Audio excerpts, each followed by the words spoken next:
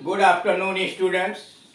इस वीडियो के अंतर्गत हम लोग जो 33 नंबर का वीडियो है, इसमें हम लोग रोमन लिपि की वर्तनी, अक्षरों की बनावट, अक्षर लेखन, रोमन लिपि में हिंदी लेखन और उसका उच्चारण, अनुच्चारित होने वाले अक्षर इत्यादि के विषय में जानकारी प्राप्त करेंगे।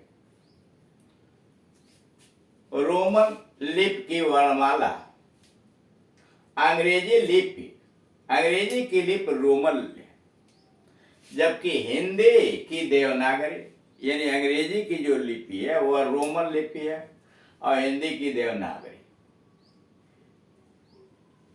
आप जानते हैं कि ए से लेकर जेड तक इंग्लिश में 26 वर्ण होते हैं। ये 26 वर्ण छापे के अलग आकार के होते हैं, लिखने के अलग आकार के होते हैं।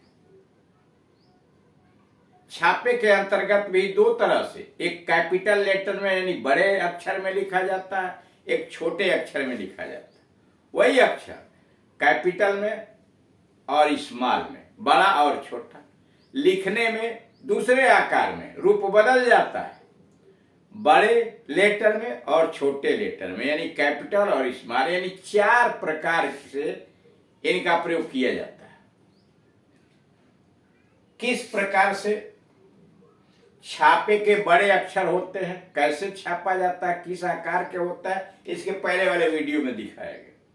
क्योंकि इसमें जगह नहीं थी तो इसलिए छापे के छोटे अक्षर को इस वीडियो में डाल दिया गया। रोमन क्रम से A B C D E F G H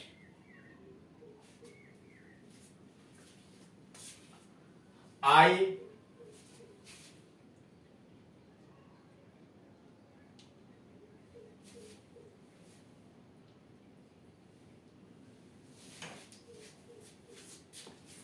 J K L M N O P Q R S T U V W X Y और जेड, यानी इस आकार में छापे के छोटे अक्षर आते हैं। बड़े अक्षर इसके पहले बताए जा चुके हैं। अब आइए अंग्रेजी के स्वर और व्यंजन। आप जानते हैं कि अंग्रेजी में 26 अक्षर होते हैं, जिसमें स्वर और व्यंजन भी होते हैं। अंग्रेजी में 5 स्वर वर्ण हैं, वावेल्स 5 हैं, और 21 कॉन्सोनेंट्स यानी व्यंजन वर्ण होते हैं। यानी उस 26 में 5 स्वर वर्ण हैं यानी वावल्स हैं और 21 कॉन्सोनेंट्स। ये वर्ण इस प्रकार है। वावल्स यानी स्वर वाले ए ई आई ओ यू, ये 5 जो हैं ए ई आई ओ यू, ये वावल्स हैं। इससे मात्रा बनाई जाती है। और कॉन्सोनेंट्स व्यंजन जो हैं वह है B C D E G H J K L M N P Q R S T V W X Y और जेड। इसमें आप देख रहे हैं कि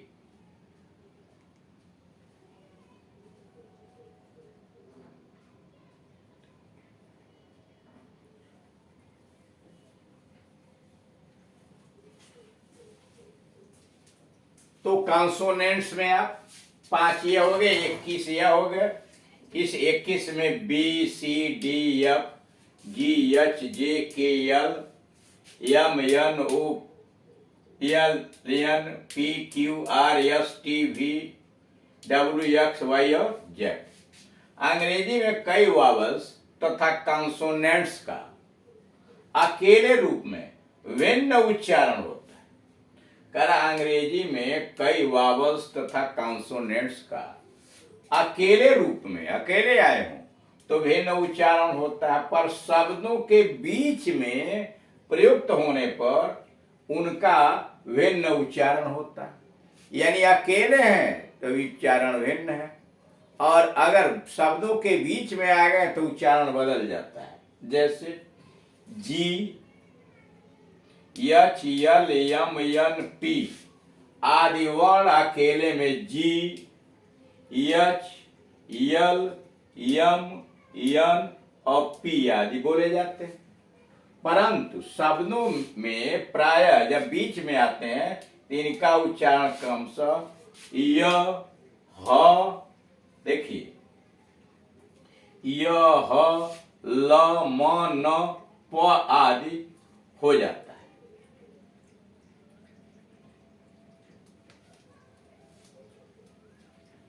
यानी कहने का मतलब यह है कि जब अकेले होते हैं तो इनका उच्चारण कुछ और होता है, और जब शब्दों के बीच में आते हैं तो उच्चारण इनका बदल जाता है। तो इस प्रकार से इसके पहले वाले और इस वीडियो के अंतर्गत आपने यह देखा कि अंग्रेजी भाषा के अंतर्गत हम धारा प्रवाह अंग्रेजी अगर बोलना चाहते हैं,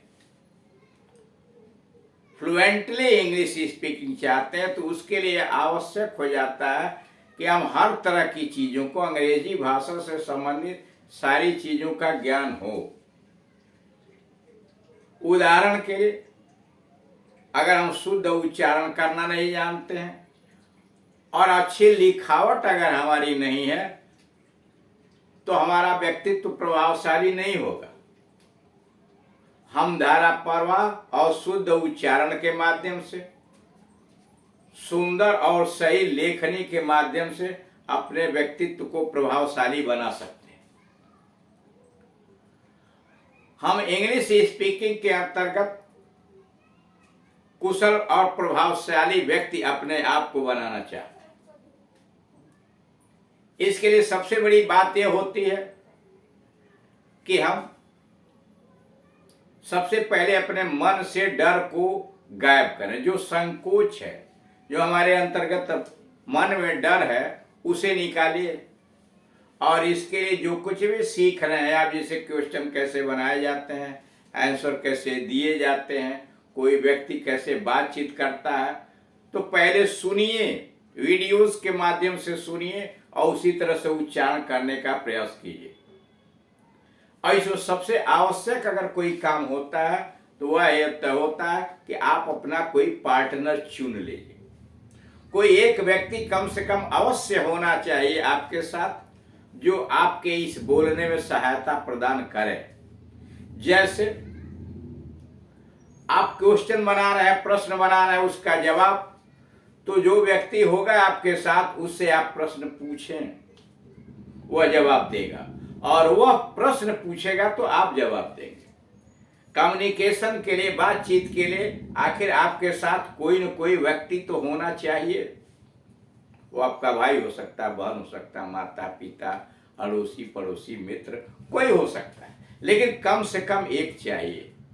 और जब उससे आप बात करेंगे तो मन का हिचक बंद हो जाए। आप ऐसे भी कर सकते हैं, हिंदी में क्वेश्चंस पूछिए और उससे अंग्रेजी बनाने को कहिए। वह आपसे पूछेगा, आप अंग्रेजी बनाइए और एक दूसरे का सुधार कीजिए, प्रैक्टिस कीजिए। और इससे भी बड़ी बात यह होती है कि उच्चारण के साथ साथ आप किस तरह का उच्चारण करते हैं और आपका एक्सप्रेशन क्या है, चेहरे और बॉडी लैंग्वेज का हाव भाव कैसे हो रहा है। सबसे बड़ी बात यह होती है कि जब आप इंग्लिश बोलना शुरू करते हैं तो स्वाभाविक चेहरे की बनावट, स्वाभाविक चेहरे का एक्सप्रेशन गायब हो जाता है। संकोच और टेंशन, तनाव युक्त आप हो जाते हैं। इसको हटाइए और इसके लिए सबसे आसान तरीका है, एक आदम कद का आईना कहीं एकांत कमरे में रखिए और उसमें बैठ करके या खड़े होकर के आप उन वाक्यों को बोलिए। और जब बोलेंगे तो आपका चेहरा, आपका हाव भाव उसमें दिखाई देगा।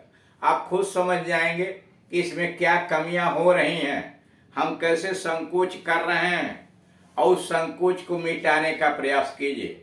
जो भी उसमें आपको गलती दिखाई दे रही है कि हमें क्या करना चाहिए, कैसे हम इसमें सुधार करेंगे, उसका सुधार करते हुए आप आगे बढ़िए। अगर आपने संकल्प कर लिया है कि नहीं हम इसको करके दिखाएंगे, तो आप सफल होंगे। सारी बातों को कलेक्ट कीजिए। ग्रीटिंग कैसे किया जाता है, शिष्टाचार के शब्द कोर्टेसी से भरे हुए, एक्सक्लेमेटरी सेंटेंसेस कैसे बनाए जाते हैं, इंपरेटिव सेंटेंसेस कैसे बनते हैं, टेंसेस की विशेषताएं क्या हैं, डायरेक्ट क्वेश्चन कैसे बनाए जाते हैं, ये सारी बातें होनी चाहिए। और उतना ही जरूरी होता है वर्णमालाओं के विषय में जानकारी प्राप्त करना कि किस अक्षर का उच्चारण होगा, किसका नहीं होगा, कैसे लिखा जाता है, उसका रूप क्या होता है, आकार क्या होता है, और कैसे हम सुंदर ढंग से उसका उच्चारण कर सकते हैं, सही कर सकते हैं और लिख भी सकते हैं। इन सारी चीजों की जानकारी होनी चाहिए, और इसीलिए इन वीडियोस के अंतर्गत आपको वही सिखलाया जा रहा है। Thank you.